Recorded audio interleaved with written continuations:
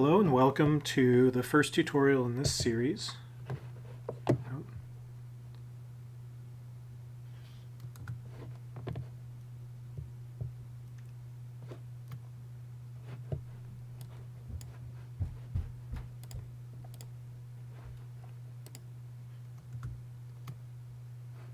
Hello and welcome to the first tutorial in this series. In this tutorial we are going to start by looking at Photoshop and kind of go over the interface and how things work. It's really a beginning introduction. These are an update to a series I did a couple years ago. There are several new tools, and so when I was going through them I decided it was best just to kind of start from scratch and begin this again for this new semester's course. And so in this Photoshop tutorial series, we're going to learn all of the standard tools and techniques for doing static digital images. And then later in the series, we'll also look at how to use Photoshop as an animation and video and like basic video editing tool. So you can make, you can't really make incredibly long videos with Photoshop, but you can use it to do, shorter things and do some basic manipulation of video clips and things like that. And sometimes it's nice not to transition to another piece of software to do that. So with that, let's go ahead and get started. If you have you probably have Creative Cloud installed on your computer if you're doing this. If you're working in a computer lab at, say, at the university, this is the Photoshop icon. Either on Mac or Windows, you should be able to find that pretty easily on those machines. If you have Creative Cloud, you can open it here. You can also, if you're searching for it on the Mac, you can always click on the little spotlight icon and just type in photo, and usually it will be the first hit that pops up, and so you can open it that way as well. I'm going to be using Photoshop 2021. There might be a couple tools here that don't exist in the earlier version, but it should be a pretty good match. Okay, so I've opened Photoshop up. Hopefully we can all see that. I'm going to increase my screen brightness a bit because I think when I do these tutorials, QuickTime dims it for some reason. I have no idea why. So when it opens up, you get this dialog that tells you that actually has some tutorials listed up top, and there's a whole bunch down below. So they have some of the basic things, and these are things that we'll go through as well in this series, but this is a nice repository as well. And they have, and I believe these are built into Photoshop at this point, so you can actually, it shows you where the tools are and how to do that. So they would be a great addition to the work we're doing. The reason I do this tutorial series is I try to teach Photoshop in a way where you can go reasonably quickly from not knowing how to use it to creating a professional level project in as least time as possible. So let's go ahead and get started. So what we're going to do to start with, since this is the first time we've done anything and we're really just going over the interface, we're going to go ahead and click on Create New. And when we do that, it's going to pop up this other dialog and I'm going to zoom in just a little bit so it's bigger on your screen, that has a whole bunch of options. You'll notice that there's recent, saved, photo, print, art and illustration, web, mobile, film, and video. And basically all of these things give you some templates to start your work with because they're common sizes and resolutions for your work. Something I want you to note right now is I have this clipboard. If you do a screen capture or or a section of a screen, at least on the Mac, what it does is it has this option of essentially saving it to your clipboard, which is when you copy and paste things. If you copy something, you copy it to the clipboard and then you paste it from the clipboard. Right? And so Photoshop has this option where whatever you last copied is the default thing, which is really nice because you can copy something off the screen, open Photoshop, create a new file that's the size of what you just copied, and then paste it in there, and and you're good to go. It's a really quick way to work. But we don't want to deal with, right, anything that was recent. Saved, I have not saved any sizes. But we have photo, print, art and illustration, and then web, mobile, film, and video. The photo and print specifically, and the art and illustration, all of these you'll notice they give you, in this case, the art and illustration gives you pixel dimensions. And this is a 1,000 pixel grid. This is a 2,000 pixel grid. And you'll note the at 300.ppi or 300 ppi. What that means is it's 300 pixels per inch. So 300 pixels per inch is sort of is generally like print quality pixel density, right? And so you'll notice that the print section, which has, you know, basically different sizes of paper as the templates. So for posters or other things, or photos, this would work really well. But you'll see those are 300 points per inch. The same goes for photo. And again, these are all like standard sizes that you would find photographic paper in, that you'd be able to go to the output center and print things in. And so there are these 300 ppi. If we go to web, you'll notice that the dimensions look different. 1920 by 1080 is your standard high definition television or monitor. But you'll notice it's 72 pixels per inch, right? And that's the default pixel density for anything that goes on the screen, right? But with printing, you want to be able to have that higher density because it makes the prints look better. Otherwise, they look pixelated and, you know, not quite as strong as they could. And you'll also notice with the mobile, they actually have all these iPhones as presets, and I'm sure they have some other ones as well. We're not going to look at all of those. And then film and video, right? Again, they have the same style, but they're different film presets. And this is great if you're making graphics or other things for film and video that you want to use later. These are good. The difference here is that most of these others default to having a white background, and this defaults to having a transparent background, which just makes it a little bit easier when you export it or save it. You save it with that transparent background, and then you could do titles or artwork on top of something much easier than like having to like delete your background layer and do a couple other steps. And so it really depends on what you're using. We are going to, a lot of the stuff we're going to be doing is not intended for print. But for this first option, let's just go ahead and grab one of these, one of these. We'll just do 11 by 17.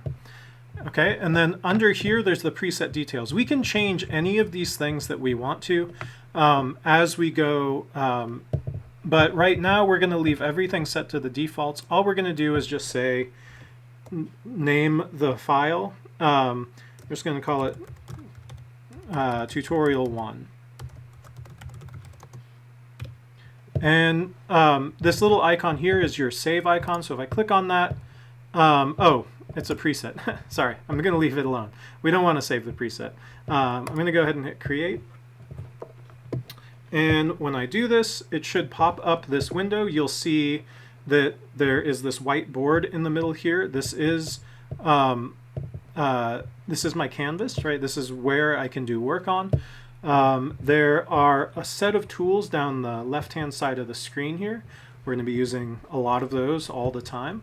There's also a bar up top here, and this is your tool options for whatever tool you have selected. So right now, I happen to have the quick selection tool selected, and so, which is the last tool I used the last time I used Photoshop. And so it has those options. If I click on the move tool, which is this arrow, this cross arrow here, you'll notice that I have a line of tools there that are specific to that. If I click on the lasso or the eyedropper or the pencil tool, right? All of these different things give me different tools. You should also note that there's a set of menus at the very top of the screen that allow us to do a lot of different things. And then there are more options and tools and properties and adjustments over here. You'll notice there's colors, swatches, gradients, patterns. There's all these different ways I can choose the color of the brush that I'm using if that's the direction I'm going. You'll notice there are multiple tabs in most of these, right? So I have properties. This is the properties of whatever I have selected right now, right? In this case, I just have this background layer selected, and we'll talk about that in a second. But it's there, right? The adjustments are, it's short for adjustment layers. And so we'll talk about layers in a second, but it basically allows you to apply, to modify the exposure. If you've used Snapseed or any other like photo app on your iPhone or on your phone at all, whatever brand it is, some of these icons might look similar because at least with Snapseed, there's a lot of similarities in terms of what you can adjust to tweak an image. And so these, and we'll talk about how those work as we get further on. And then there's this libraries tab. Honestly, I don't really ever use the libraries. There is a search tool that searches for tools, help, etc. There's this other button here that lets you choose a workspace. We're going to start with the essentials, but you'll see that they have a few other workspaces available as well. And each one of these, like if we say go to painting, it's going to adjust what things are up by default, right? You'll notice brushes are up here by default, and it really just adjusts where certain things are. If I come in here and I go to graphic and web, you'll see that again it just adjusts what's up, like character, paragraph, glyphs are up there. So there's several options, but we're going to go ahead and just leave it at essentials. You'll also notice motion. This is one we're going to eventually be working on as well. Working with as well later in the semester. So let's go ahead and just go back to essentials and we'll get cracking. So the way Photoshop works is on this idea of layers, right? And so with Photoshop, you can compose an image of several different images and do work on different layers, right? This allows you to build up a lot of depth, a lot of layers of work, different, maybe you cut out different images and you composite something together. But it allows you a lot of flexibility and a lot of ability to go back and make adjustments to something that you've done without those changes being permanent, right? You can, and that allows for a lot of tweaking and a lot of play to happen that would otherwise be stuck in one place. Okay, so we've got our basics here. If we go ahead and go to the paintbrush tool, so if we come over here, you'll see that there is this history brush tool. That's not what we want. We want just the plain old brush tool, which is under the pencil tool in my case, right? So the brush tool, let me go ahead and zoom in on this so we can see. Okay, so I've got my brush tool, pencil tool, mixer brush tool, and color replacement tool. We're just going to use this to kind of to create a couple layers and just do some freeform painting to start with. Most of these initial tutorials are actually going to focus on some of the photo editing and photo and manipulation and compositing tools rather than the painting tools, but we will get into those in a later tutorial. So also notice that there's this B here on the side. That means that the quick key, if I want to get to this tool without going all the way over to the toolbar and selecting it, I can just hit the letter B on the keyboard and that will bring the tool up. Now note that it will bring up whatever tool you have on top. And any of these tools that has this little arrow in the corner means that there are tools under it. So if I just click and hold, it'll pop up this, all the tools that I can reach that are under there. So in this case, I want to make sure I select my brush tool. And when I do that, if I'm over you'll notice that if I zoom back out a little bit, I've got this circle that shows up. And by default, I have the circle. If I click and drag, it's going to, paint something on the screen, right?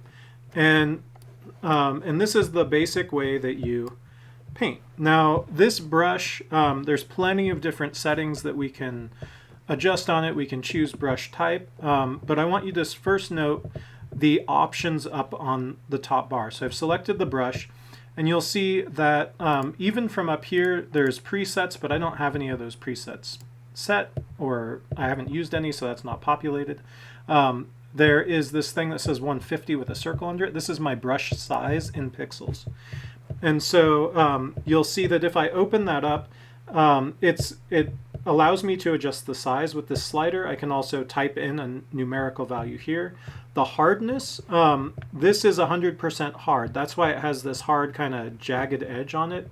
If I reduce the hardness some to say, like, 80% or something like that, and I brush this again, you'll see that that edge seems a lot, granted, it's not perfect, but you'll see that that edge is a lot softer than it was previously. It looks a little bit hazy.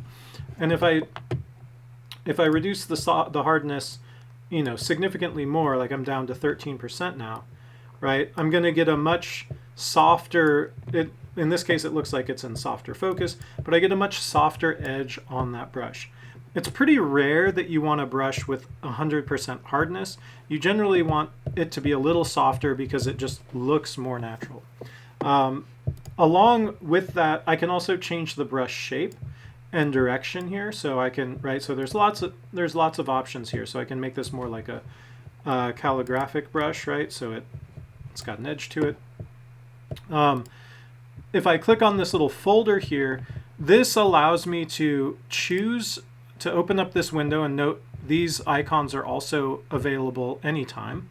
But it allows me to choose from a range of preset brushes. It allows me then with any brush that I choose, which, with my current brush looks like that. But I can also, and this is another place where I can increase the hardness and the spacing. I can do this. So right, if I increase the spacing a bunch, then I'm actually going to be drawing a series of dots rather than a contiguous smear of things. Right, you'll notice that there's all these different possible brush shapes that I can use up here. There's a ton of options, right? Photoshop is full of this, and we'll get more into brushes in the future, but some of the other top level changes that are the mode, which we're not going to worry about this right now, but it's how your brush stroke blends with the brush strokes underneath it. And then there's opacity, which is another important thing that we're going to be using all the time with several different tools in Photoshop. And so the opacity, right, we can basically say how dark should this be when I make it. Now note, my brush looks really tiny on the screen right now, and that's because it's now set to 30 pixels.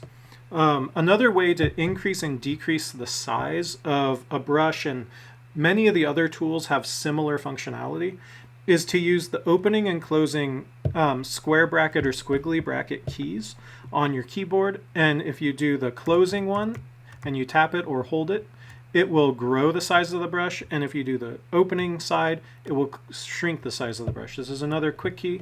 But now if I set my opacity to, let's just say 45%, and I'm going to come over here to my color picker, and I'm going to go maybe find something awful so I can select the hue here on the side that I want.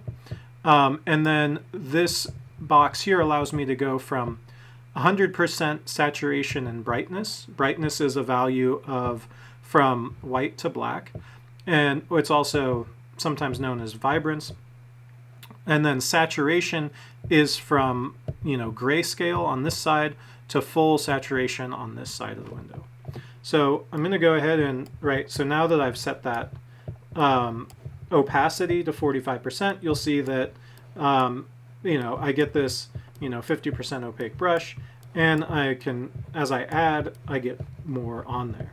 So let's go ahead, and now that we've created this beautiful backdrop, let's go ahead and look at some other features, some other ways that we're going to be working with Photoshop. So one of the things we're going to be doing a lot of is creating new layers, right? It's just a part and parcel for this file. So I'm going to go ahead, and this little plus button down here at the very bottom under the layers menu, is create a new layer. So I'm going to go ahead and create a new layer.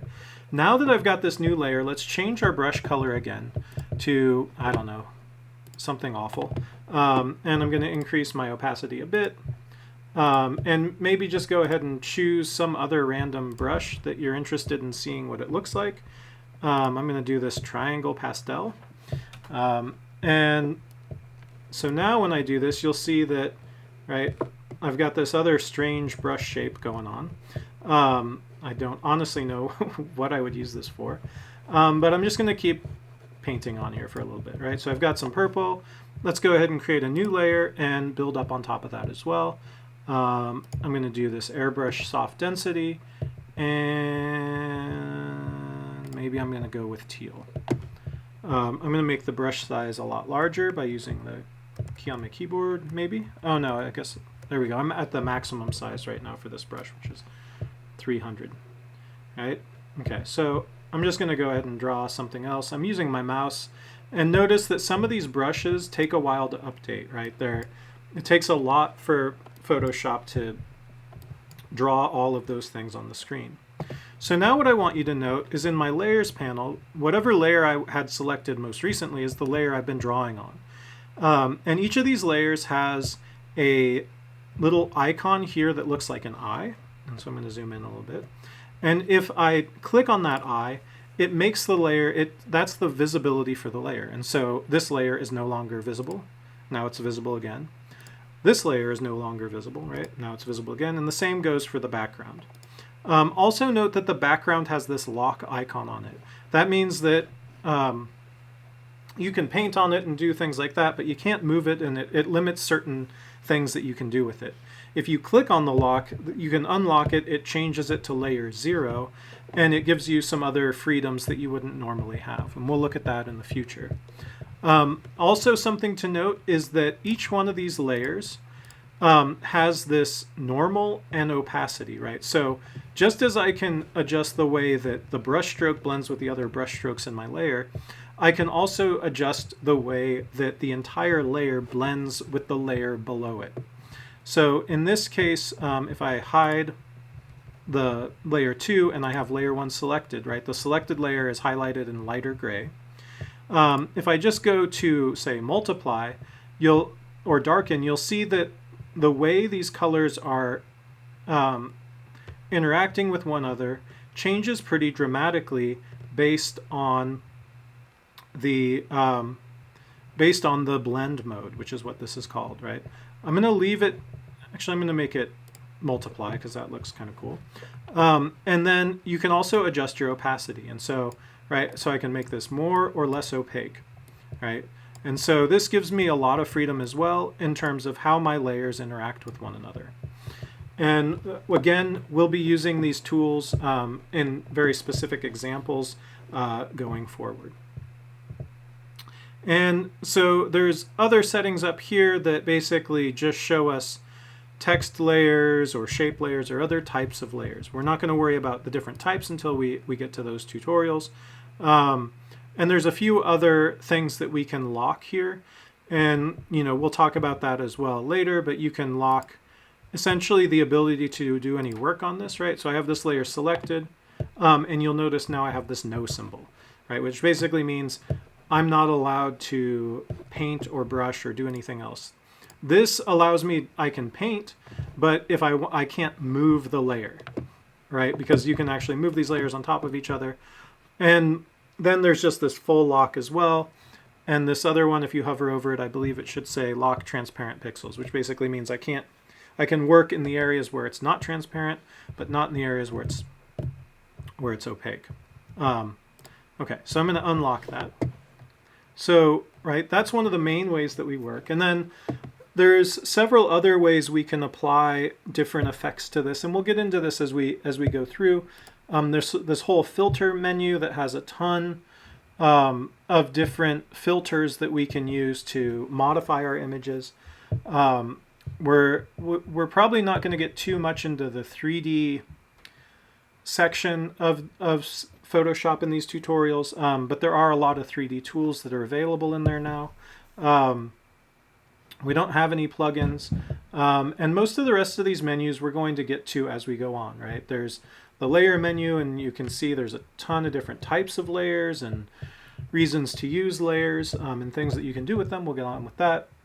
The image layer, here there's some adjustments that are the same as the adjustments here, but you can apply it to the entire image. And you can rotate things, you can adjust the size of the canvas, the size of the image. You can do some auto tone, contrast, and color things. There's just a few more options, and then there's all the editing tools, which we will talk about as we get further along.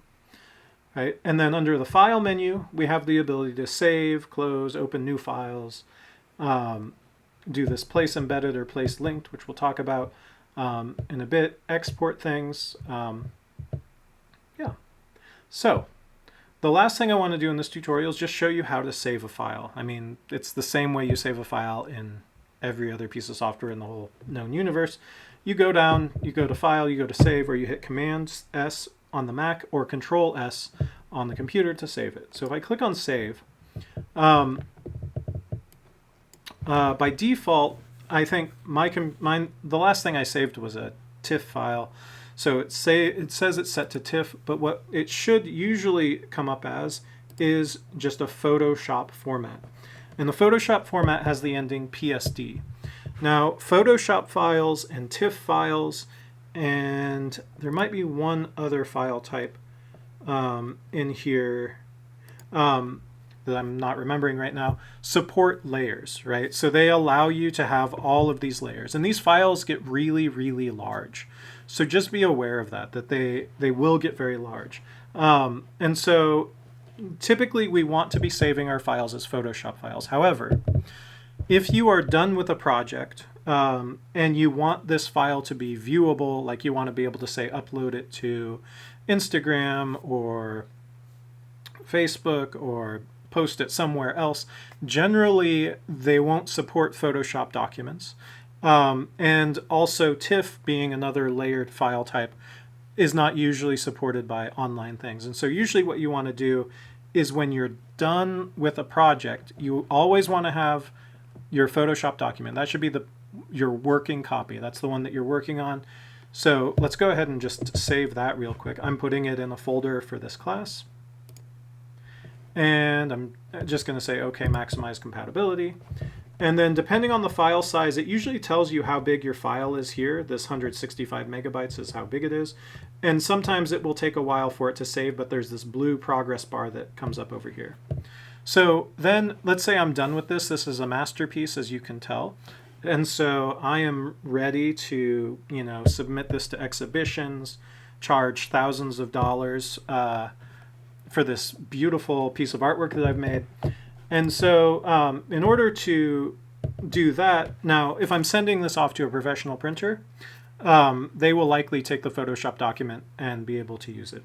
But if I'm taking it to Copyworks or something like that, I might want to do something else. So if I go ahead and go to Save As, I can come down here and choose any of these other formats, right? JPEG is a common format that everyone should know. PNG is another format that's really common. Both of them are compressed formats, and we'll talk about that a bit more later too. But both of those will work any place on the web. The one big difference between JPEG and PNG is that a JPEG does not support transparency, right? So you can't have a transparent background. That means there's always going to be some sort of rectangle shape with colored background in it, whether it's white, gray, blue, whatever, it doesn't matter, but it's always going to have that rectilinear shape.